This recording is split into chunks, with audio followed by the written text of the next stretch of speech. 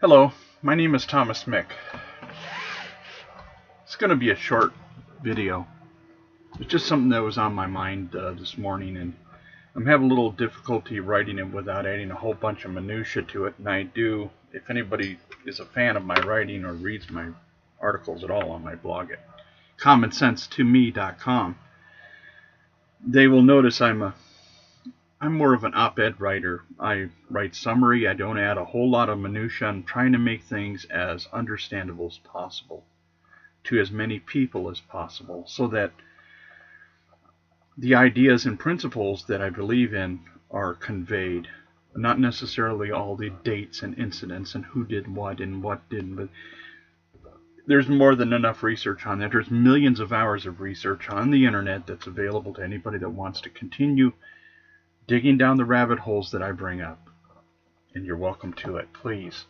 And matter of fact, I encourage you to, so that you don't just take my word for things, but you actually understand that it's the truth. And you can't do that unless you investigate. So I do encourage you to, when I bring up these principles, these actions of governments and various things, just because I don't bring up the details doesn't mean it's not true. Please investigate.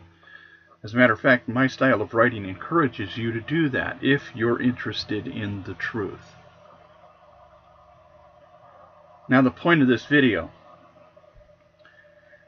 For 40 years I've been watching the corruption just grow in the United States, and it wasn't as bad in 1973, obviously, as it is today. And the reason for that is that in 1973 there were still a number of people who were loyal to the American principles of government. They didn't completely understand them because, quite frankly, in 1973 there were many people alive that had never lived in a state of real liberty in America. And by that I mean the states are now represented in the Senate.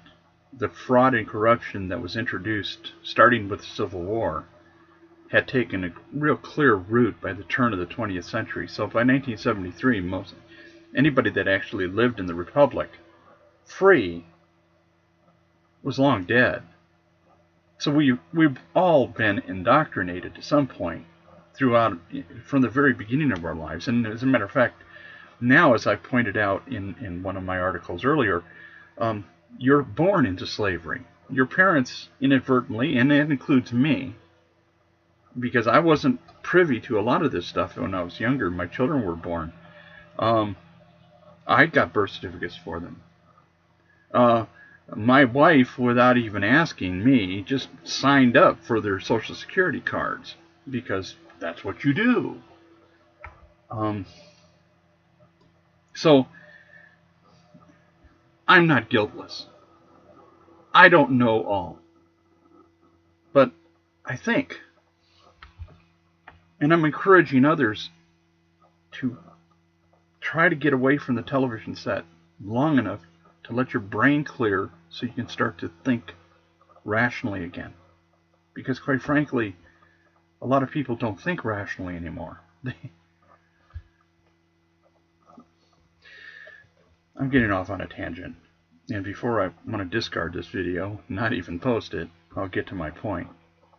The corruption grew and got to the monstrous place that it is today, because people of principle who grew tired of working and being around the corruption as it grew day after day, people in offices that were trying to be honorable, that were trying to do the right thing, that were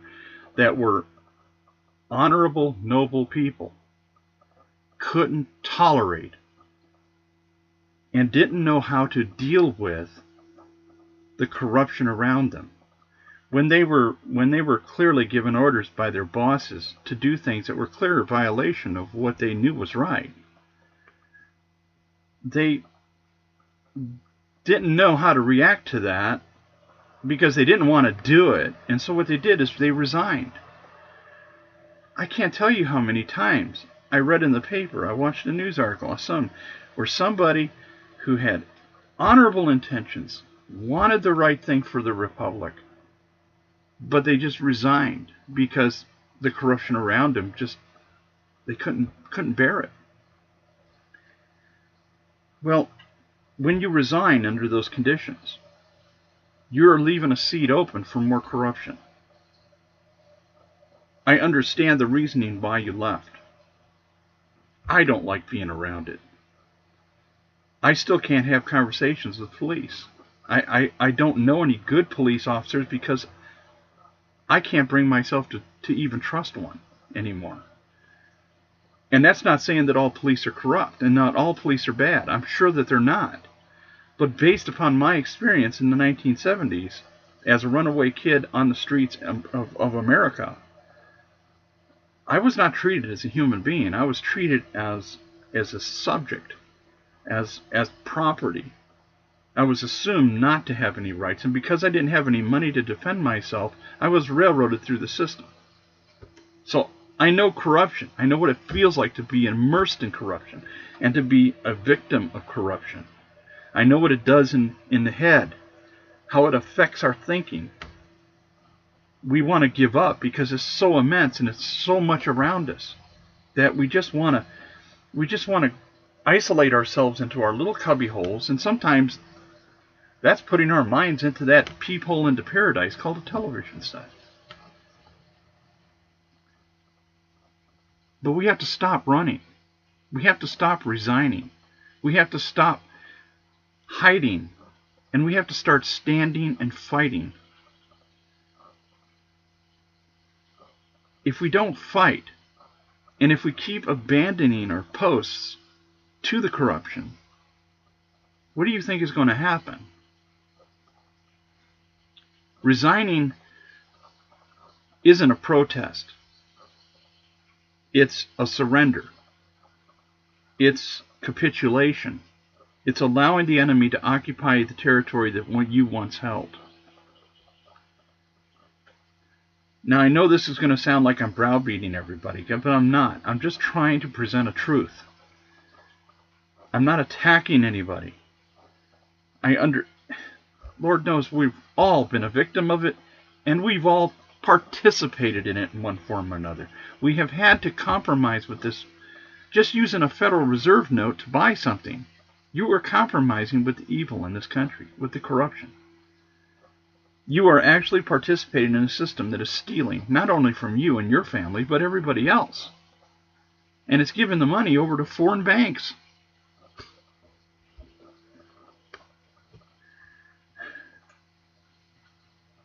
My plan of action, which I've been promoting and will continue to promote, is all about throwing out this corruption. Standing up as the people, going into those offices that have been corrupted by these oath breakers and these liars and these frauds and these thieves and these plunderers, and removing them from the offices. Not through the court system, which is totally corrupt. Not through the police department. I mean, who are you going to call? Eric Holder? But the people. Taking and exercising our right to bear arms. Coming together and organizing as the Constitution requires. Article 1, Section 8, Clause 16. Congress is even supposed to arm us, the militia. But they don't. They're trying to disarm us. I wonder why. My plan is about throwing out the corruption, restoring those seats so honorable men and women can occupy them again and feel good about themselves and their jobs and perform their duty faithfully. In much of America today, the people are even more corrupt than the government, which is why the government keeps getting more corrupt. So I'm not asking for the majority of people. This isn't a democracy. This is a constitutional republic. We're a nation of laws and the rule of law. And the law says, and people swear to support the Constitution of the United States and the state you're in when you enter office. I'm not asking for now, trial isn't even necessary. Their actions in public office on the public record are enough to indict most people in government today. Many violate their oath simply by taking it because they have no intention of keeping it.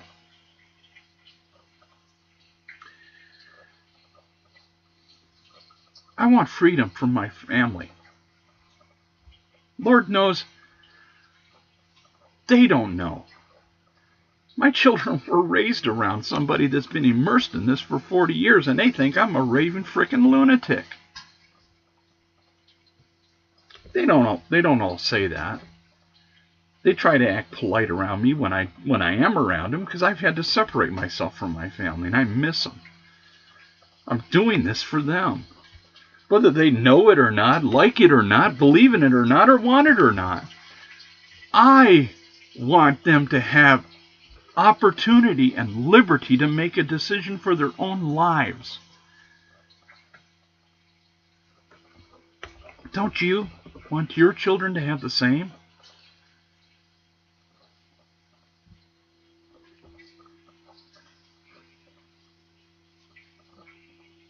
Sometimes speaking can convey a message a little better than writing. I love to write. There are some things I just can't write on. I have to speak it from the heart. Reclaim the republic. Throw out the bankers, the corporations surrounding them, and the corrupt officials that are allied and loyal to them, not you. These are your public servants. And they've been bribed, cajoled, extorted, or otherwise manipulated by foreign powers that want you dead or subservient. But if you're an American, the likelihood is they just want you dead.